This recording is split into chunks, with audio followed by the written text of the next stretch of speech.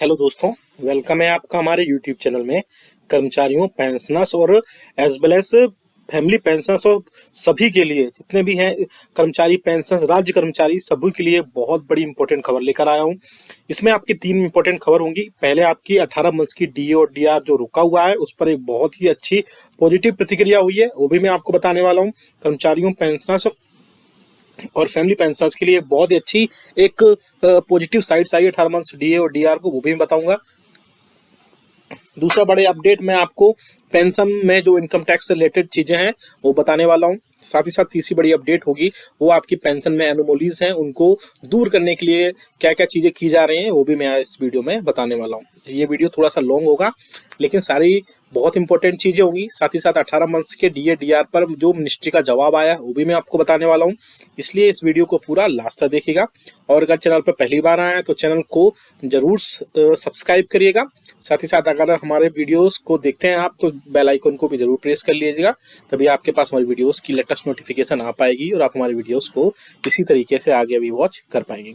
आप सामने एक नोटिफिकेशन देख सकते हैं जो कि जारी किया गया भारतीय प्रतिरक्षा मजदूर संघ की तरफ से, और ये 20 जनवरी 2024 को लेटर लिखा गया। इसमें आप देख सकते हैं कि ये लेटर लिखा गया है फाइनेंस ऑनरेबल फाइनेंस मिनिस्टर नई दिल्ली को, जिसमें सब्जेक्ट आप क्लियरली देख पा रहे हैं, क्लियरली मेंशन है request for review of decision on dearness allowance arrears for covid period.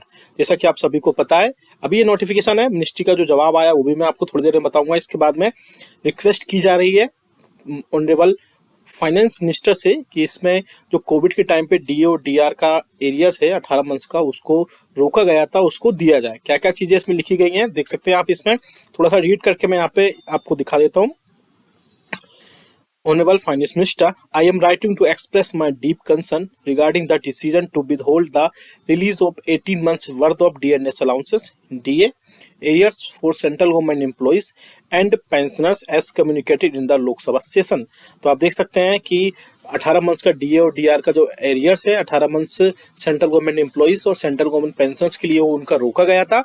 उसके बाद उन्होंने बोला I fully understand the challenges posed by the COVID-19 pandemic and the resulting economic disruptions that led to the freezing of 3 installments of dearness allowances, DA and dearness leave, DR, for the fiscal year 2021. However, as our nation is gradually recovering from the impact of the pandemic, it is heartening to witness an improvement in the financial position of our country. तो आप देख सकते हैं इन्होंने बोला है कि कोविड-19 के टाइम पे जो चैलेंजेस थे वो राइज हुए थे, वो अब धीरे धीरे उसके चलते 3 अलग अलग इंस्टॉलमेंट्स थे डीए और डीआर के, उसको फ्रीज किया गया था 2020 और 21 के फिजिकल ईयर में। लेकिन अब जैसे जैसे नेशन ग्रेजुअली रिकवर कर रहा है पैंडेमिक से, वैसे वैसे अब चीजें, बहुत सारी चीजें, कंट्री की इकोनॉमी भी बढ़ रही है और उसी के चलते इसमें रिक्वेस्ट की जा रही है। आगे आप देख सकते हैं इसमें क्लियरली बहुत सारी चीजें मेंशन की गई हैं।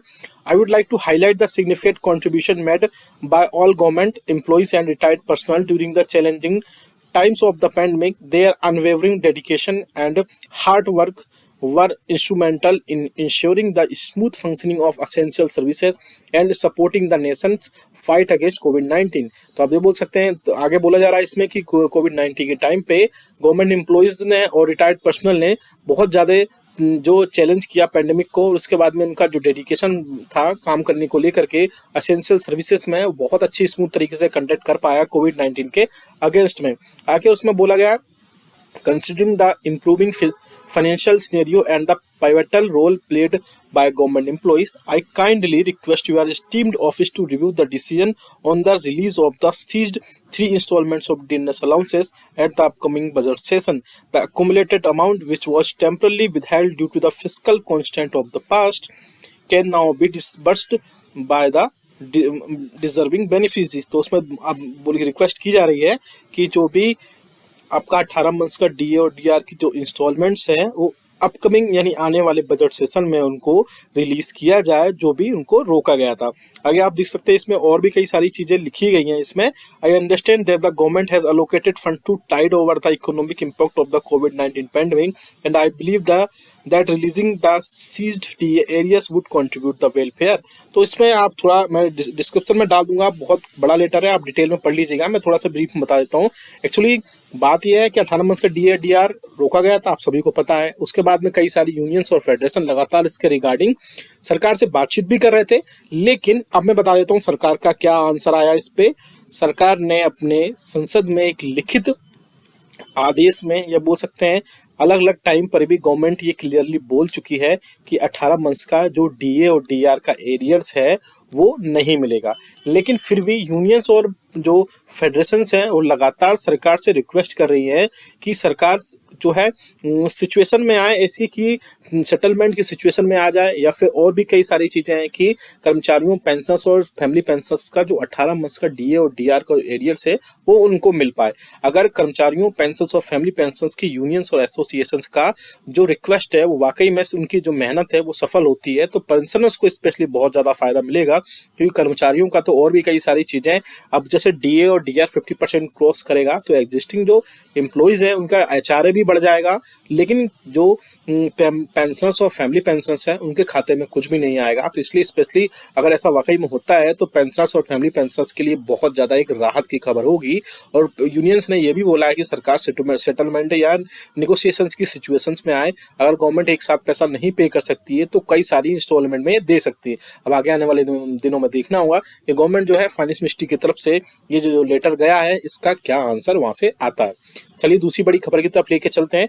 दूसरी बड़ी खबर आ रही है, pension should be income tax free. अभी यूनियंस और फेडरेशन की तरफ से ये लेटर लिखा गया है, एक लेटर लिखा गया है जिसमें बोला गया है कि जो पेंशन है उसको इनकम टैक्स से एग्जम्प्ट किया जाना चाहिए। और भी कई सारी चीजें हैं जिसमें, क्योंकि साथ ही साथ एक और रिक्वेस्ट की गई है कि पेंशनर्स के लिए, कि आप सभी को पता है कि जैसे आप रिटायरमेंट होते हैं तो पेंशनर्स को अपनी बेसिक पेंशन का 50% आपकी रिटायरमेंट के बाद स्टार्ट मिलना शुरू होता है। लेकिन अब रिक्वेस्ट ऐसी भी की जा रही है, ऐसी रिक्वेस्ट की जा रही है कि अब बेसिक पेंशनर्स का 67% तक उनको पेंशन के रूप में मिले, जिससे उनकी सारी चीज़ें आराम से टेकल हो पाएँ। और नेक्स्ट यहाँ पे आप देख सकते हैं कि पेंशन एनोमलीज, तो आप सभी को पता है कि 2006 से अभी यूनियंस ने एक और रिक्वेस्ट की है इसमें कि पेंशनर्स की स्पेशली जो 2006 यानी कि 2006 से पहले के जो भी पेंशनर्स हैं उनकी पेंशन में उनको कई सारी चीज़ों में उनको एनोमलीज दिखाई दे रही हैं, जिसके चलते कर्मचारियों, पेंशनर्स और फैमिली पेंशनर्स की यूनियंस और फेडरेशन ने पेंशनर्स में जो एनोमलीज है उनको ठीक करने के लिए बोला गया है। ये सबसे बड़ी बात, आप कमेंट करके बताइएगा कि क्या पेंशन को इनकम टैक्स से फ्री किया जाना चाहिए। एक और बड़ा सवाल है कि कर्मचारियों, पेंशनर्स और फैमिली पेंशनर्स को क्या 18 मंथ्स का जो DA और DR का एरियर्स है वो मिलना चाहिए। अगर आपको लगता है कि वाकई में मिलना चाहिए और कितनी इंस्टॉलमेंट में मिलना चाहिए, ये भी आप हमें कमेंट बॉक्स में जरूर कमेंट करिएगा। आप अगर ये नोटिफिकेशन डाउनलोड करना चाहते हैं तो कमेंट बॉक्स में यस लिख दीजिएगा, आप वहाँ से सीधा नोटिफिकेशन को डाउनलोड कर पाएंगे।